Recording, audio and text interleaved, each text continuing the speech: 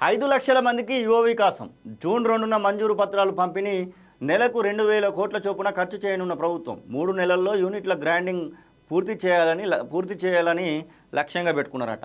ఒకవేళ ఇది కనుక ఇచ్చినట్టయ్యేది ఉంటే తెలంగాణ రాష్ట్రంలో ఉన్నటువంటి యువత 5 లక్షల మంది అని చెప్తా ఉన్నారు కదా, 119 నియోజకవర్గాలలో అప్రాక్సిమేట్గా మీరు కనుక ఇది చేస్తే నియోజకవర్గానికి ఒక 4,000 మందిని మీరు మీ వెంట పెట్టుకున్నట్టే. దాదాపు 2016 నుంచి వెళ్ళి ఇప్పటి వరకు కూడా ఏదైతే బీసీ కార్పొరేషన్ రుణాలు, ఎస్సీ కార్పొరేషన్ రుణాలు, ఎస్టీ కార్పొరేషన్ రుణాలు, ఈ రుణాల కోసము అప్లికేషన్లు పెట్టి కాయలు కాసేటట్టు ఎదురుగా చూసినటువంటి నిరుద్యోగులకు ఇది ఒక విముక్తి లెక్క అవుతుంది. ఒకవేళ ఈ పని కనుక చేసినట్టు ఏది ఉంటే రేవంత్కు ఖచ్చితంగా, రేవంత్ సర్కార్కు, రేవంత్ క్యాబినెట్కి హ్యాట్సప్ చెప్తారు ఎవరైనా కానీ ఈ యొక్క పని చేస్తే. 5 లక్షల మందికి మీరు అన్నటువంటి 2 లక్షల నుంచి 5 లక్షల రూపాయల లోన్ కనుక ఇచ్చినట్టు ఏది ఉంటే, సబ్సిడీ రుణాలు కనుక ఇచ్చినట్టు ఏది ఉంటే ఖచ్చితంగా హ్యాట్సప్ చెప్తారు. నిరుద్యోగ యువతకు స్వయం ఉపాధి కోసం ప్రతిష్టాత్మకంగా ప్రారంభించిన రాజీవ్ యువ వికాసం పథకం కింద తొలి ఏడాది 5 లక్షల మందికి మంజూరు పత్రాలు జారీ చేయాలని రాష్ట్ర ప్రభుత్వం నిర్ణయించింది. జూన్ 2న తెలంగాణ ఆవిర్భావ దినోత్సవం సందర్భంగా వీటిని పంపిణీ చేయాలని 3 నెలల్లో నెలకు 2,000 కోట్ల చొప్పున ఖర్చు చేసి యూనిట్లు గ్రాండింగ్ చేయాలని భావిస్తోంది. ఈ పథకం కింద ఇప్పటికే జిల్లాల్లో క్షేత్రస్థాయి పరిశీలన ప్రక్రియ ప్రారంభమైంది. ఈ నెల 25 నాటికి జిల్లా మంత్రుల అనుమతితో లబ్ధిదారుల ఎంపికను పూర్తి చేసేందుకు సంక్షేమ శాఖలు సిద్ధమయ్యాయి. ఈ పథకానికి రాష్ట్ర వ్యాప్తంగా దాదాపు 16,20,000 మంది దరఖాస్తులు వచ్చాయి.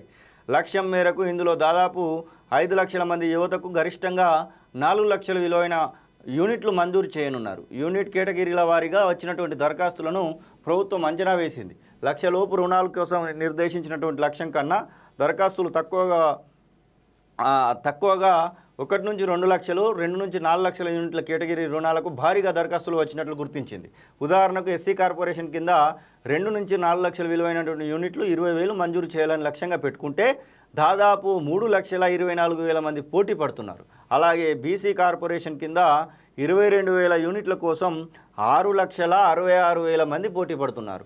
ఈబీసీల్లో 8,000 యూనిట్ల కోసం 32,000 మంది దరఖాస్తు చేశారు. ఈ నేపథ్యంలో దరఖాస్తులను సమగ్రంగా పరిశీలించి నిబంధనల ప్రకారం లబ్ధిదారులను ఎంపిక చేసేందుకు క్షేత్రస్థాయి కమిటీలు పనిచేస్తున్నాయంట. ఇక్కడ మనం చూడొచ్చు యూనిట్ల లక్ష్యం ఎట్లున్నది, వచ్చినటువంటి దరఖాస్తులు ఎట్లున్నాయి. ఎస్సీ కార్పొరేషన్లో 1,44,000 యూనిట్లు తీసుకుంటే వచ్చినటువంటి దరఖాస్తులు 3,92,000. ఎస్టీ కార్పొరేషన్లో 91,000 యూనిట్లు తీసుకుంటే వచ్చినటువంటి దరఖాస్తులు 1,83,000. బీసీలలో మాత్రం చాలా ఎక్కువ ఉన్నది ఈ రేటు. 1,55,000 యూనిట్లు ఉంటే 8 లక్షలట. ఎటు తిరిగి బీసీలకు సంబంధించినటువంటి విషయంలో మాత్రం ఇబ్బందే కనబడుతుంది. ఈ బీసీలలో అసలు 1:5 కూడా లేదు, 1:1.5 కూడా లేదు. 51,000 యూనిట్లు ఉన్నాయి. వచ్చినటువంటి దరఖాస్తులు 37,000. అంటే వీళ్ళకి అందరికన్నా అన్నీ వచ్చేసినట్టుగా. ఇంకా అవి పోను ఇంక 24,000 యూనిట్లు మిగిలేటట్టు కనబడుతుంది. మైనార్టీలలో కూడా అంత ఇంతో మేలుగానే కనబడుతూ ఉంది. ఇక క్రిస్టియన్ మైనార్టీలో మాత్రం ఇంకొక 400 యూనిట్లు మిగిలేటట్టే కనబడుతున్నాయి. అంటే రిజర్వేషన్ కేటగిరీలను చూస్తే ఎంత చేంజెస్ కనబడుతున్నాయో చూడవచ్చు. ఇక్కడ అనర్హులకు అడ్డకట్ట. దరఖాస్తుదారుల్లో అనర్హులను తొలగించడానికి సాంకేతిక పరిజ్ఞానాన్ని ఉపయోగిస్తున్నారు. ఒకసారి సంక్షేమ కార్పొరేషన్ పరిధిలో లబ్ధి పొందిన వారు 5 ఏళ్ల పాటు మరోసారి రుణం పొందేందుకు అనర్హులవుతారు. సంక్షేమ కార్పొరేషన్ల వద్ద ఉన్న డేటాబేస్తో దరఖాస్తులను పరిశీలించి అనర్హులను తొలగిస్తున్నారు.